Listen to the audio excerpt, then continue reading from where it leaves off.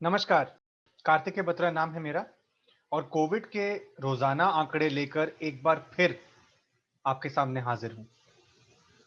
पिछले 24 घंटे में भारत में 2,82,000 कोविड के नए केसेस दर्ज हुए और साथ ही साथ तकरीबन 4,100 लोगों ने कोविड की वजह से अपनी जान गंवाई।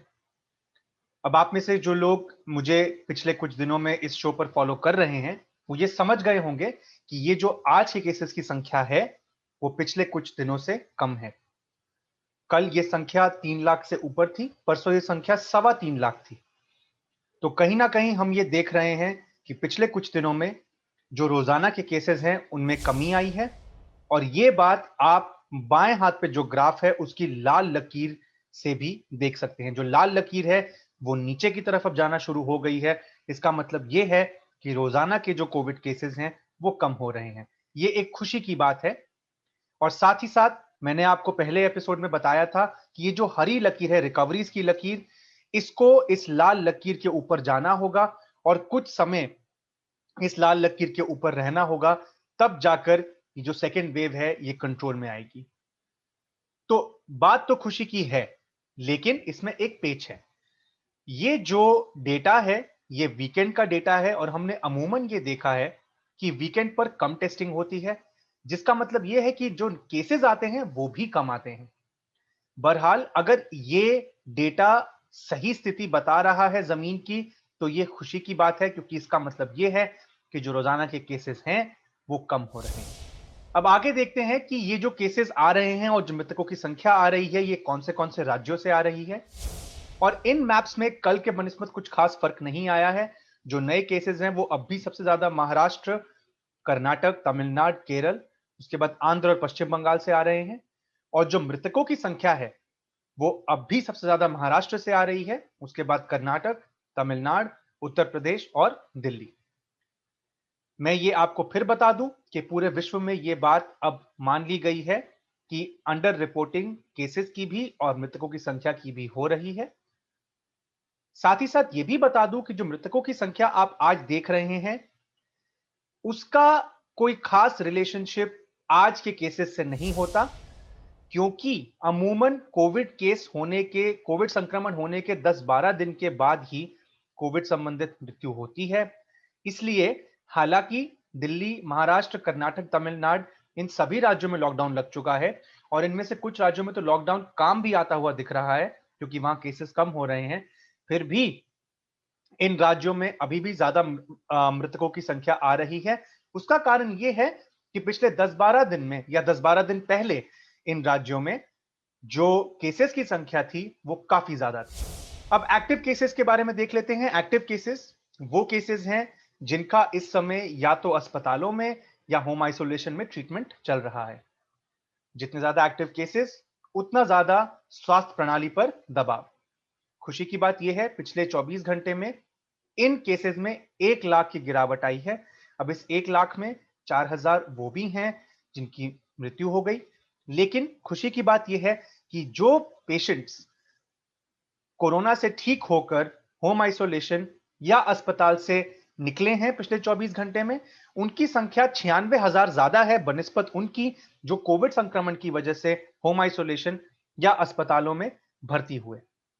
तो ये खुशी की बात है। इसका मतलब एक बार फिर पिछले 24 घंटे में हमारी स्वास्थ्य प्रणाली पर दबाव कुछ कम हुआ है और आज की तारीख में भारत में तकरीबन 35,20,000 एक्टिव कोविड केसेस हैं। उनमें सबसे ज्यादा अब भी कर्नाटक में है, उसके बाद महाराष्ट्र, केरल, उसके बाद तमिलनाडु, आंध्र प्रदेश और राजस्थान।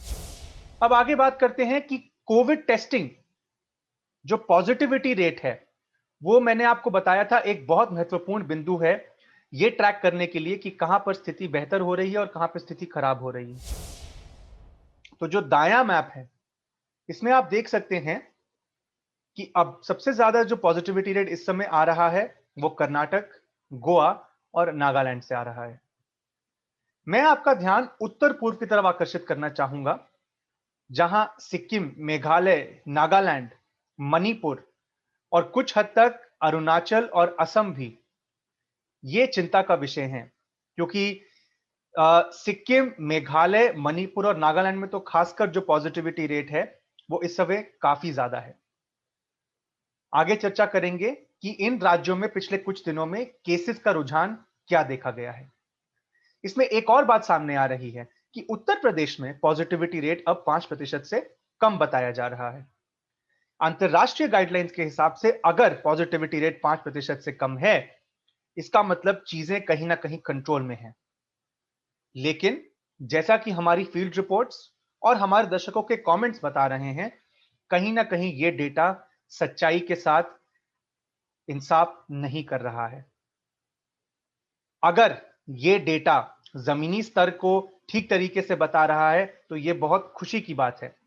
लेकिन जैसा कि आपको मैंने कहा, फील्ड रिपोर्ट्स और आपके कमेंट्स के अनुसार इसको मानना इस समय थोड़ा सा मुश्किल लग रहा है।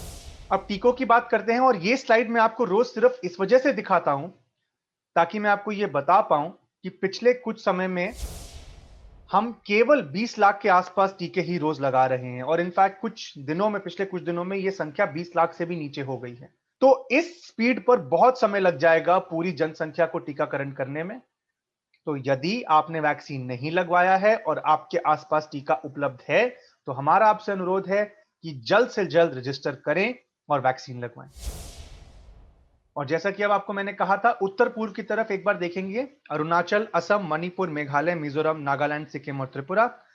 आप देख सकते हैं कि इन सभी राज्यों में मिजोरम को अगर छोड़ दें और कुछ हद तक सिक्किम को छोड़ दें, केसेस बढ़ ही रहे हैं।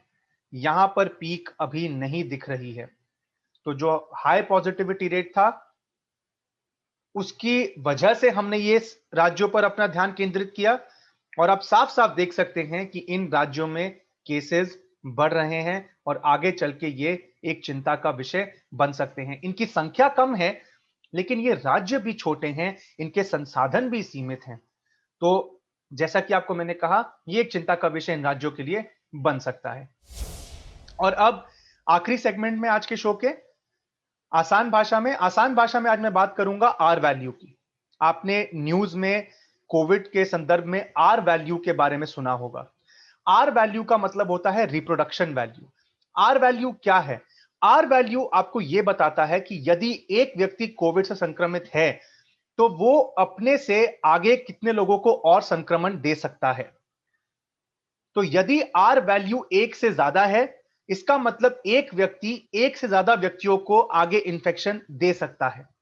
और यदि 1 से कम है तो इसका मतलब जो संक्रमण है वो कहीं ना कहीं कंट्रोल में है। अंतरराष्ट्रीय की गाइडलाइंस के हिसाब से आर वैल्यू अगर 1 से कम है तो चीजें कंट्रोल में है। उदाहरण देता हूं, मान लीजिए कि आर वैल्यू 1 से ज्यादा है, मान लीजिए ये 2 है, तो इसका मतलब यदि एक व्यक्ति को संक्रमण हुआ तो वो आगे 2 लोगों को संक्रमित करेगा, वो 2 लोग आगे 4 को करेंगे, वो 4 आगे 8 को, फिर 16, फिर 32, फिर 64 और ये बढ़ता जाएगा। तो आप समझ सकते हैं कि जो संक्रमण है वो फैलता जाएगा और एक खतरनाक स्थिति पैदा हो सकती है। अब इसको उल्टा करते हैं, यदि आर वैल्यू 1 से कम है, उदाहरण के तौर पर अगर आर वैल्यू 0.5 है, मान लीजिए कि 1/2 है, तो क्या होगा? यदि 100 लोगों को संक्रमण है तो वो आगे 50 को ये संक्रमण देंगे। अगर ये 50 आगे 25 को देंगे, ये 25 आगे 12 या 13 लोगों को देंगे और ऐसा करते करते एक स्थिति ऐसी आएगी कि जो संक्रमण है वो बढ़ेगा ही नहीं और चीजें एकदम काबू में आ जाएंगी। इसलिए आर वैल्यू का 1 से कम होना बहुत जरूरी है। खुशी की बात यह है कि लेटेस्ट डेटा जो आया है पिछले 2-3 दिन में, उसके अनुसार बहुत महीनों के बाद भारत का आर वैल्यू 1 से थोड़ा सा कम हुआ है। यह खुशी की बात है। तो आपको मैंने बताया कि आर वैल्यू क्या होता है और कोविड के संदर्भ में इसका क्या महत्व है। आज का एपिसोड यहीं समाप्त करते हैं। कोई ख्याल हो, कोई सवाल हो तो कमेंट सेक्शन में लिखिए, मुझे ट्वीट करिए, मैं जवाब दूंगा। अपना और अपने परिजनों का ख्याल रखिए। आपका बहुत बहुत धन्यवाद।